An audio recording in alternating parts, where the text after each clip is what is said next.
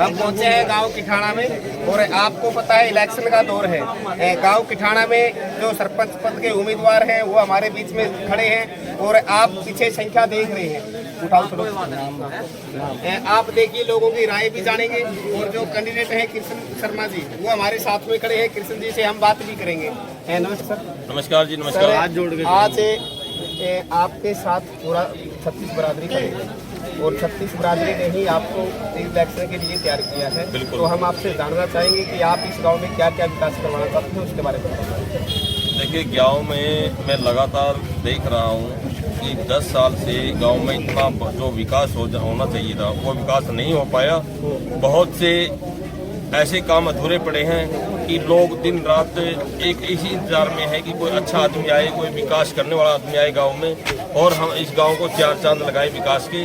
और इस उद्देश्य को लेकर मैं गांव के बीच में आया हूं। मैं 36 बिरादरी का मुझे पूरा सहयोग मिल रहा है और इसमें मैं आज इस हरिजन चौपाल में जो मेरे बंधु हैं इनके बीच में मैं पहुंचा हूं इस बात को लेके। इन्होंने मुझे 2-3 बार आमंत्रित किया है। मैंने इनको बताया है, भाई आपके मुझे पता है प्लाटों की भारी समस्या, आपको प्लाट नहीं मिल पाए हैं 5 साल से 10 साल से। मेरी प्राथमिकता होगी कि आपको जो प्लाट आवंटित सरकार ने किए हैं सबसे पहले वो प्लाट आपको आवंटित करूंगा। अपने उसमें रेजुलेशन डाल के पंचायत में वो सबसे पहले आपको दूंगा। दूसरा, जो भी गरीब आदमी जो भी अपना कार्य करना चाहेगा, रोजगार करना चाहेगा, उसको 50,000 रुपये ग्राम पंचायत की तरफ से 5 साल के लिए बिना ब्याज के होंगे। इनके लिए सुविधाएं, जो गरीब आदमी होगा जिसकी लड़की की शादी होगी सरकार की से अलग ग्राम पंचायत किठाना मैं सरपंच बनता हूँ तो 1100 रुपये हर किसी गरीब वर्ग के उसमें कन्यादान के रूप में ग्राम पंचायत किठाने की तरफ से दिए जाएंगे।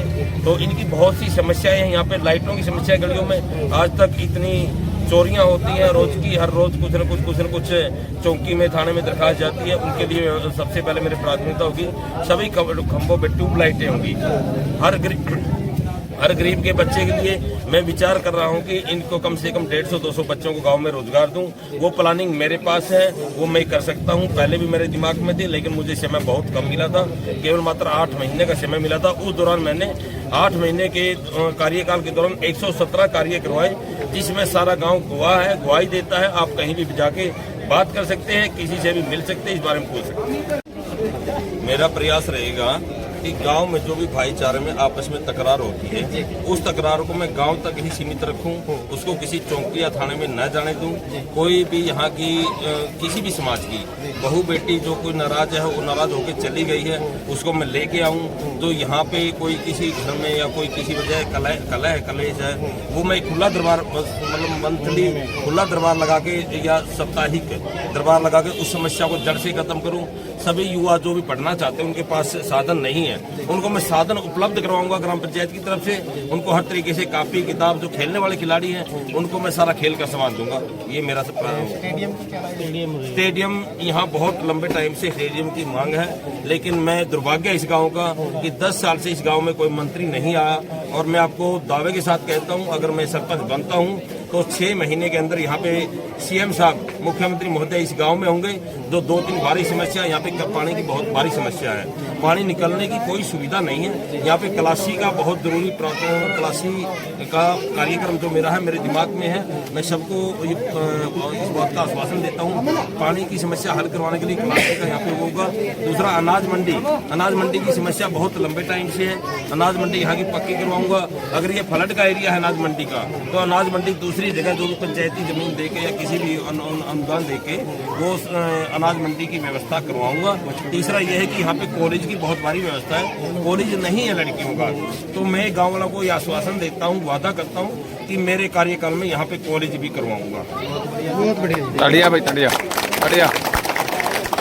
मेरी सभी भाइयों से अपील है, प्रार्थना है, सभी पंडितों की और सभी भाईचारे की ओर से, खासकर यंग ब्लड की ओर, क्योंकि आगे के और आप दूरदर्शी हैं, भावी कड़ंदार हैं।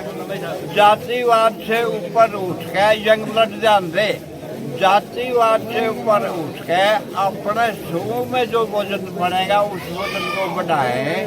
हमें पता है आपका समर्थन हमारे साथ है और आगे इसे बढ़ाए, इसके लिए हम आपके बहुत बहुत आभारी हैं। धन्यवाद। बहुत बढ़िया जिंदाबाद जिंदाबाद सारे पंडित जिंदाबाद जिंदाबाद जिंदाबाद कृष्ण शर्मा जिंदाबाद जिंदाबाद जिंदाबाद सारे पंडित जिंदाबाद जिंदाबाद जिंदाबाद जिंदाबाद जिंदाबाद कृष्ण शर्मा जिंदाबाद कृष्ण शर्मा जिंदाबाद चुनाव निशान